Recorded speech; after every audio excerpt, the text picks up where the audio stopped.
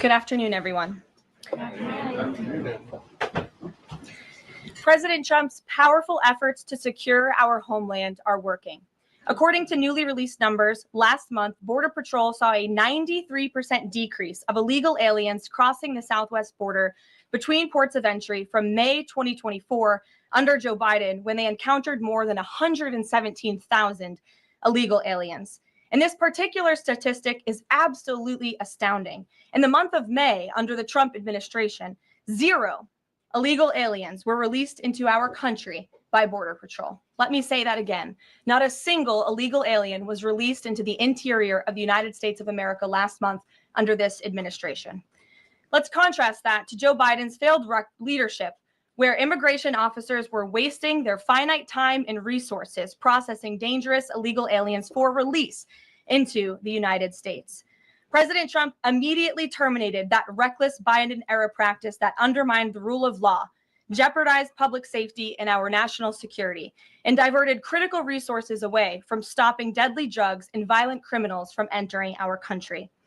That's the reason why not a single illegal alien was released into the interior of the United States in the month of May. And as a result, we now have a border that is reaching unprecedented levels of operational success. The efforts by President Trump to stop the illegal immigrant invasion and secure the border in this short amount of time represent one of the greatest achievements by a presidential administration in the history of our great country. With illegal entries being overwhelmingly halted, the Trump administration is dramatically ramping up efforts to arrest and deport all of the millions of criminal illegal aliens that Joe Biden let into our country over the past 4 years. President Trump has directed all of our ICE officers to do everything in their power to carry out the single largest mass deportation operation in history. Illegal criminals who are hiding in America's largest so-called sanctuary cities will be increasingly targeted for removal. Radical Democrats will no longer be allowed to shelter illegals who threaten public safety as part of their cynical efforts to expand political power, drain the American taxpayer, and artificially lower wages and steal American jobs. ICE officers are courageous heroes, upholding the rule of law and keeping our citizens safe. And they have the full and unwavering support of this president. In economic news, President Trump's pro-growth agenda is delivering for the American worker. Through the first 5 months of the Trump administration, real blue-collar wages are up nearly 2%. It's the strongest growth in nearly 60 years and a stark contrast from the negative wage growth seen during the first 5 months of the Biden administration. America is quickly returning to the successful formula of the first Trump administration: low inflation and rising wages. Once the big, beautiful bill is passed, this positive trend will only accelerate. Senate Republicans are continuing to push this critical legislation forward. The One Big Beautiful Bill will drive growth and supercharge the American economy. The Council of Economic Advisors found that the One Big Beautiful Bill will raise take-home pay by nearly $14,000 for a year for the average family of four. The CEA also found that the One Big Beautiful Bill will increase wages as much as $11,000 for the average worker in America. The One Big Beautiful Bill expands the child tax credit and makes it permanent for more than 40 million families with children. And the bill will deliver no tax on tips, no tax on overtime, and substantial tax cuts for our incredible seniors. Simply put, the One Big Beautiful Bill is a massive win for middle-class Americans. When nearly 80 million Americans sent President Trump back to this White House, they were doing so expecting these popular policies to be enacted. Republicans in Congress have a mandate to deliver, and President Trump demands they send this historic bill to his desk for signature by Independence Day, July 4th. The American people are fully behind President Trump. According to brand new polling from Insider Advantage, a clear 54% majority of Americans approve of the job President Trump is doing. That's because this president is keeping his promises and taking action every day to improve their lives. And passing this bill will help fulfill a number of President Trump's core campaign promises. Now, regarding the ongoing situation in Iran, I know there has been a lot of speculation amongst all of you in the media regarding the president's decision-making and whether or not the United States will be directly involved. In light of that news, I have a message directly from the president, and I quote, "Based on the fact that there's a substantial chance of negotiations that may or may not take place with Iran in the near future, I will make my decision whether or not to go within the next 2 weeks." That's a quote directly from the president for all of you today. So we'll kick it off for questions here in our new media seat. We have Eli Lake from the Free Press. Eli, go ahead. Thanks so much for having us. Thank you. The Free Press. The decision to extend the, delay in enforcing the TikTok ban. Sure. Can you talk about how the White House understands its constitutional authority in light of the Supreme Court's decision in January that said that the president had to enforce the ban? Sure. Well, as all of you know, because the president put it out on his Truth Social today, he did sign an executive order to extend the TikTok ban for 90 days. So in the effort to make a deal, and the White House counsel and the Department of Justice have reviewed this executive order, and I can get it for you. I think it's on our website by now. If it's not, my team will now put it up immediately. And you can read the language in that executive order. And the White House counsel's office and the Department of Justice strongly believe in the legal rationale for this executive order. They wouldn't have the president's pen hit it if they didn't.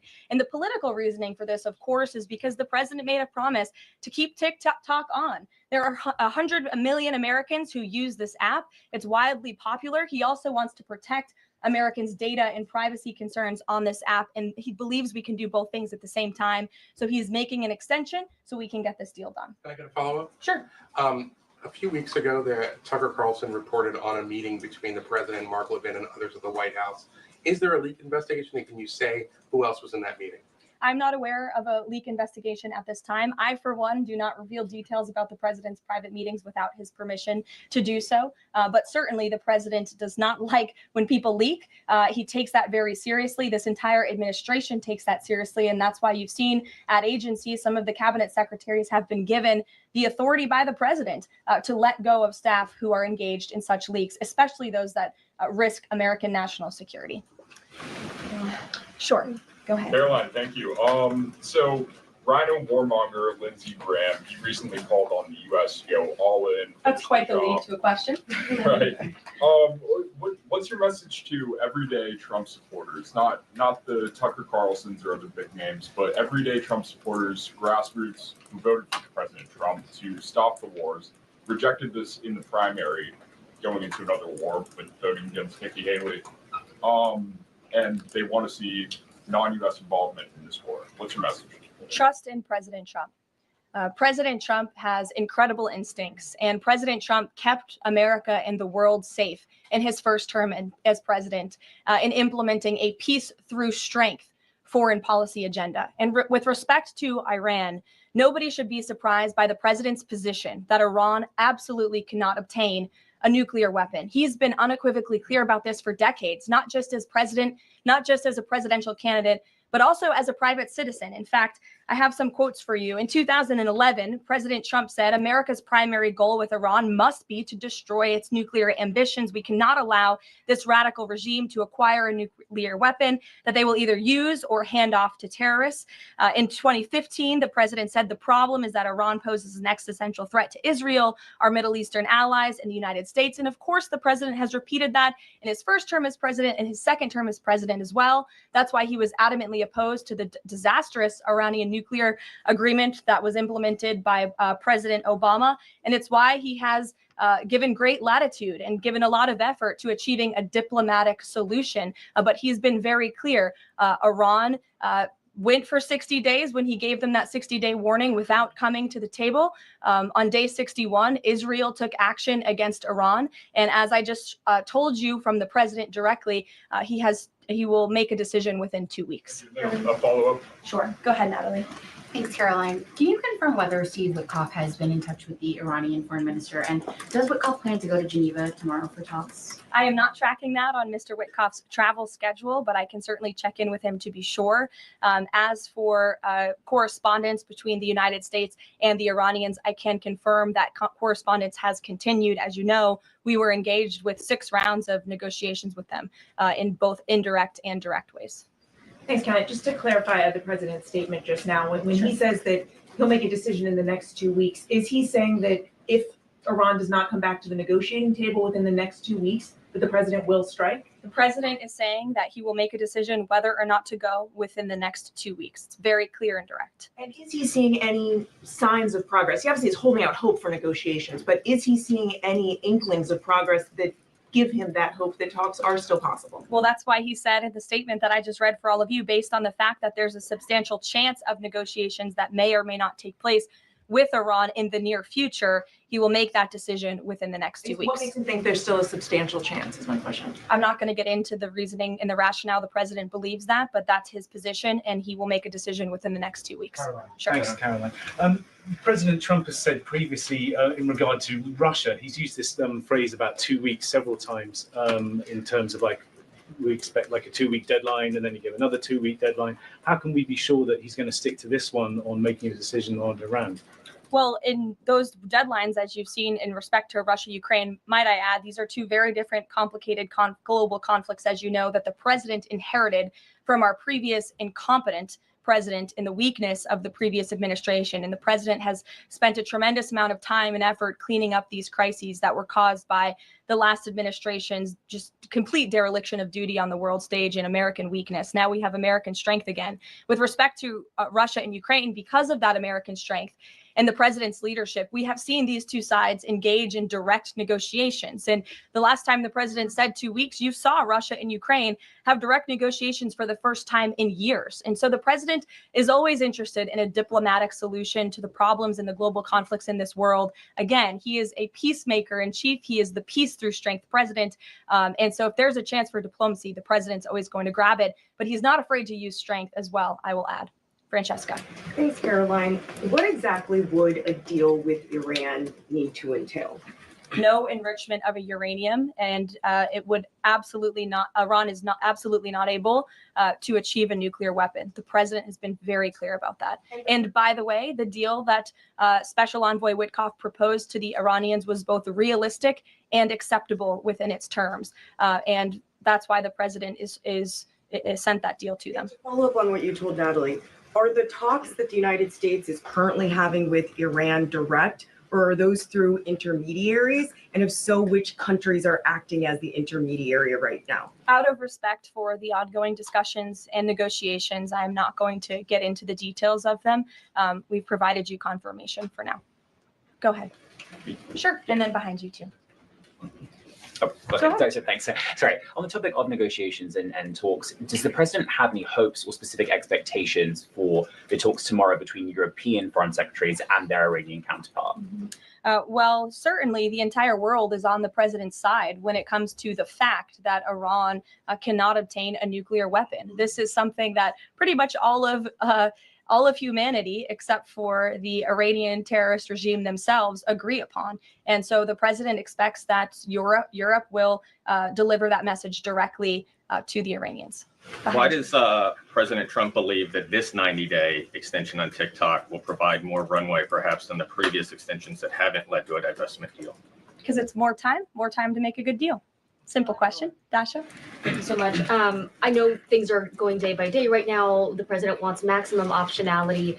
Is the possibility of the U.S. getting involved in regime change in Iran at all on the table at this point? And then I have one on- Sure. The president's top priority right now is ensuring that Iran cannot obtain a nuclear weapon and providing peace and stability in the Middle East. And on Medicaid, Caroline, Sure. the Senate put forward Medicaid provisions, particularly a lower cap on state provider taxes that hospitals have said would lead to mass closures, particularly in rural communities. Is the president willing to sign a bill that includes those provisions that Republican senators like Josh Hawley say will lead to hospital closures? Out of respect for the ongoing discussions that the White House is very much actively involved in with our friends in the United States Senate, I won't comment on that specific provision. Look, the bill hasn't been sent to the president's desk yet. There's more room for change. The president, for one, I will reiterate, has been very clear on his priorities with respect to Medicaid. He wants to see waste, fraud, and abuse ridden from the system to protect it for tax-paying citizens who deserve those much-needed benefits. He wants to prioritize the sick, the needy, the poor in this country who deserve those benefits, not the 1.4 million illegal aliens who are receiving them. And he wants to make sure this one big, beautiful bill kicks those illegal aliens off of this program to preserve it and protect it and strengthen it for the American people. And the president has been very clear in that message to his friends in the Senate. Jackie. Thank you, Caroline. Sure. Logistically, if the Iranians are getting to Geneva, does that mean they found a way to get to the White House? I am not going to get into hypotheticals, but as you heard from the president yesterday, they have expressed interest in doing so. There's a lot of Philip. pressure on the president to come to the aid of Israel. There's a lot of pressure on him to finish the job with force. How is he balancing the concern that if he doesn't choose to do that, that it would send a message to Xi Jinping about the U.S. commitment to Taiwan? Well, the president enjoys a very respectful and cordial relationship with China's president. He has long maintained that, even in his first term. And China and the United States share many strategic interests, both in terms of economics and also, of course, global affairs and foreign policy as well. However, when it comes to balancing these different viewpoints, the president is balancing a lot of viewpoints, and he is listening not just to other world leaders, but to his advisors and to people here in the country and the American people too. And I think that's what makes this president such a great leader, is his ability to listen and make a good decision on behalf of the American public based on his instincts and his experience. Don't forget, this is a president who was here before, and the world was a much more peaceful and stable place when he left office than when he came back in after the past 4 years of complete incompetence by the previous president. Philip, go ahead. Thank you, Caroline. Two quick questions. When the president says Iran is very close to a nuclear weapon, is he relying on U.S. intelligence or intelligence sharing from an ally to make that assessment? It is a fact, and the United States government maintains this fact, that Iran has never been closer to obtaining a nuclear weapon. And then if the U.S. were to take some type of military action, would the president go to Congress to seek war authority? I'm not going to engage in hypotheticals. I gave you the statement from the president. He'll make a decision within 2 weeks. Thank you, Caroline. Sure. Go ahead. Thanks, Caroline. Mary and then Elizabeth. Two questions, one on Iran and then the second on something President Crockett said this morning. So given that we know the Iranian government did order an operative to assassinate the president, is there concern that Iran might respond with non-traditional military ways to some kind of strike on Iran, such as another assassination attempt? And has the Department of Justice looked into this last attempt on the president's life? I believe Secret Service and the FBI have looked into the two assassination attempts that took place against the president, both of which were sad days in our nation's history. So I would defer you to the Department of Justice on where those investigations stand. But as for your question regarding Iranian retaliation, I'm not going to engage in hypotheticals again, but I can assure the American public and the world that this administration is prepared and ready to defend American interests and assets, not just in the region, but here on our homeland as well. Thank you. And then really quick on Jasmine Crockett, she said, I believe, that Trump supporters are mentally ill before calling for bipartisan support against the president. Can you respond to that, especially considering she's a rising star in the Democrat Party right now? She is a rising star. It's quite something to behold, actually.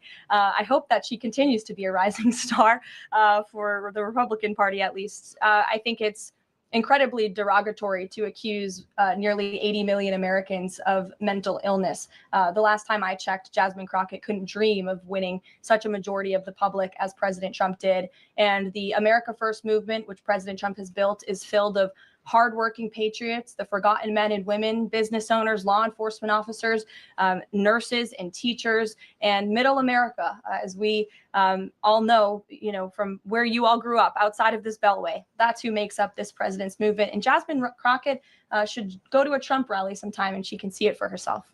Jennifer. One on North Korea and one on China. Sure. On North Korea, they launched some rockets into the ocean today.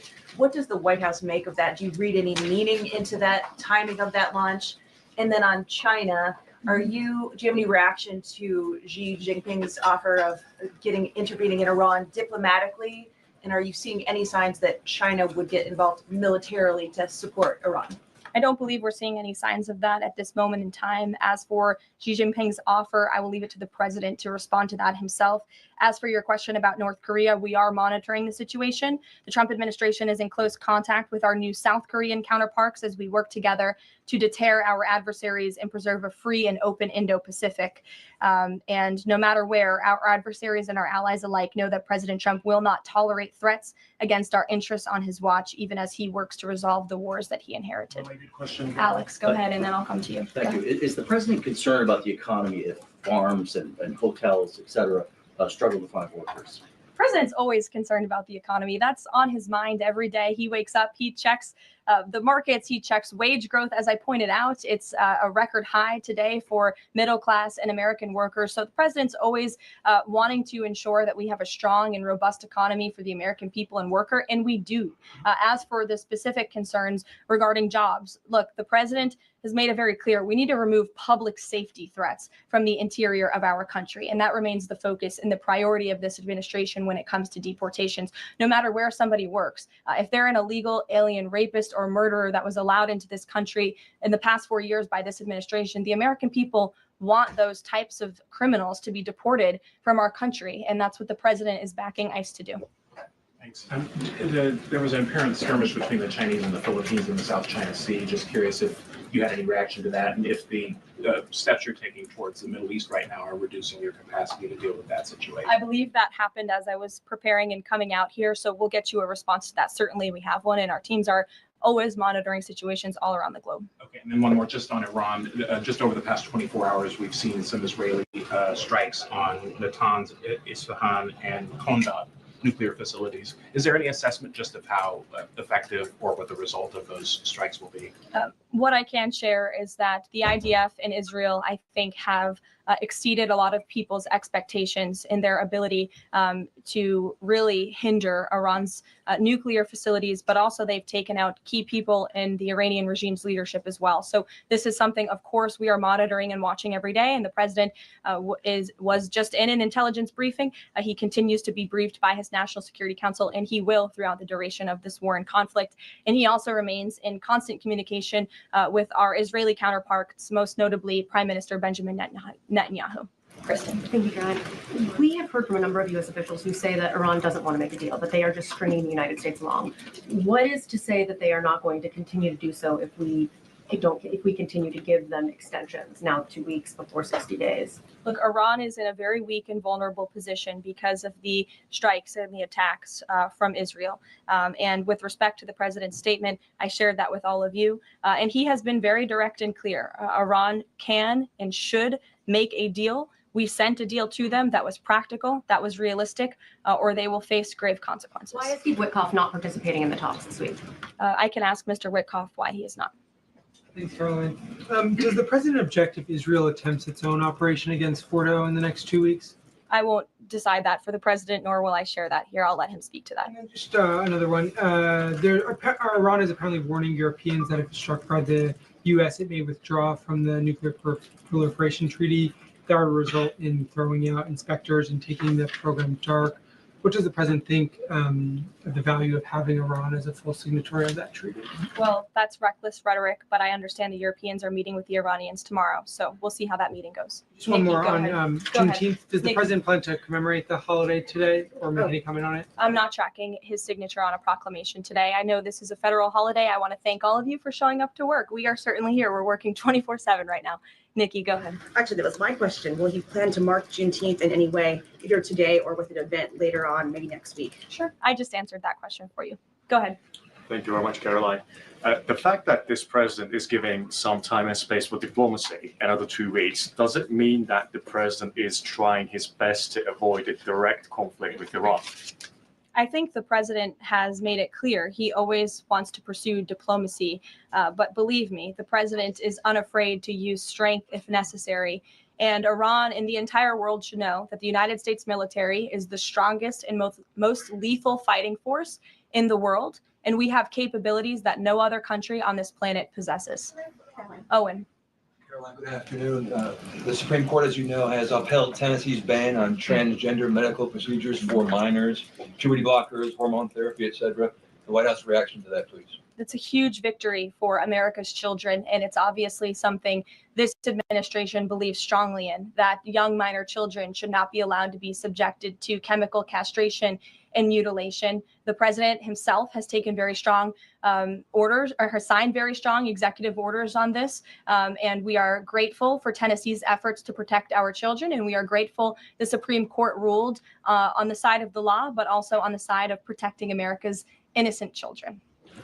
Elizabeth, go ahead. Sorry, I skipped you earlier. Okay, thank you so much. Secretary of State Marco Rubio announced new vetting procedures on student visas. Will this serve as a model for vetting other foreign visas? For all foreign visas, yes. As you know, the president signed an executive order. I think it was one of the first he signed in the first week to strengthen our vetting requirements and our vetting system here in the United States for all visas. He directed the Secretary of State to do that. There was a pause in some of that vetting, as you all know, recently, especially with respect to students from some certain countries. But the vetting has continued and it's stronger than ever before. As for specifics on how the vetting process has changed, I would defer you to the Department of State. As you know, they're in charge of things like that. Thank you. To what extent is this 2-week delay with Iran the result of interventions by the likes of Tucker Carlson, Marjorie Taylor Greene, or the entreaties of European leaders who want a de-escalation? Look, the president hears all voices across the country, and he makes decisions based on his instincts. And he has always said diplomacy is his first option. And is he still planning to attend the NATO summit next week? He is, yes. We will be departing from Washington on Monday morning, and hopefully we'll see some of you there. Kayla. Thanks, Caroline. Oil prices have been spiking over the last week. Is the president watching the oil market, and is that factoring into his decision making in the Middle East? Again, as I said to, I think, Alex's question previously, the president is always watching, and this administration is doing more than any in history to bring oil prices and gas prices here at home down for the American public. They have been plummeting since President Trump's inauguration because of the executive action and the federal action this administration has taken on the home front. But yes, of course, he's paying attention and monitoring that. But as for whether it's weighing into his decision, there's a number of factors that, of course, are. And as I said, he will make that decision in the next 2 weeks. Can't reiterate that enough. Ouija. Caroline, thank you. With regard to a potential deal, Iran has said it will not negotiate under duress. Does the president believe there should be a ceasefire in these next 2 weeks as the U.S. tries to broker a deal? That's not what he said in the statement he dictated to me, so I won't get ahead of the president or add anything additional to the statement that he gave me the liberty to share with all of you. And then just to follow up on how close Iran is to a nuclear weapon, can you clarify when the president said a few weeks away, did he mean obtaining enough enriched uranium to start building a weapon? Or did he mean Iran is a few weeks away from completing the production of a weapon? I'm glad you asked that, Weija. It's an important question, and it's one, frankly, the media has been getting wrong. Let's be very clear. Iran has all that it needs to achieve a nuclear weapon. All they need is a decision from the supreme leader to do that. And it would take a couple of weeks to complete the production of that weapon, which would, of course, pose an existential threat not just to Israel, but to the United States and to the entire world. And that is something that the entire world, including countries like Russia, is in agreement with, that Iran should not and cannot obtain a nuclear weapon. And that's why the president believes that, and he's believed that, again, not just his political career, but frankly, his entire life. So it Michael. sounds like it's the former, just to be clear. that Correct. They have the components. Okay, Correct. thank you. Michael. Karoline, as we look forward to the NATO summit next week, Spain right now is threatening not to oblige the president's request for all NATO countries to spend at least 5% of their GDP. Does the president take issue with this, with Spain right now? I didn't see Spain's comments. I'll make sure the president sees them, and I can assure you he wants to see all European countries pay their fair share and meet that 5% threshold. It's only fair considering the American taxpayers have given a significant chunk of money to the tune of billions of dollars to support our mutual interests and our assured defense. So I will let him speak to that, but he's made his priorities for our European allies quite clear, including Spain. Thank you, Caroline. One last question. When it comes to the president's position on foreign policy in general, is there a phrase that the White House has coined? Is there a Trump doctrine? Does the president like to talk about this? Anyone here in the White House talking about this? And if so, if there is something akin to a Trump doctrine, how would you define it? America first, always. And with that, I think I'll leave you. I know there's a lot of news in the world right now. As you know, our team is always here to answer your questions. And the president, I am sure, will take more questions from you guys at some point this week, as he always does in the effort of transparency. I appreciate your being here on a federal holiday, and we'll see you later. Thank you. Thanks, Caroline.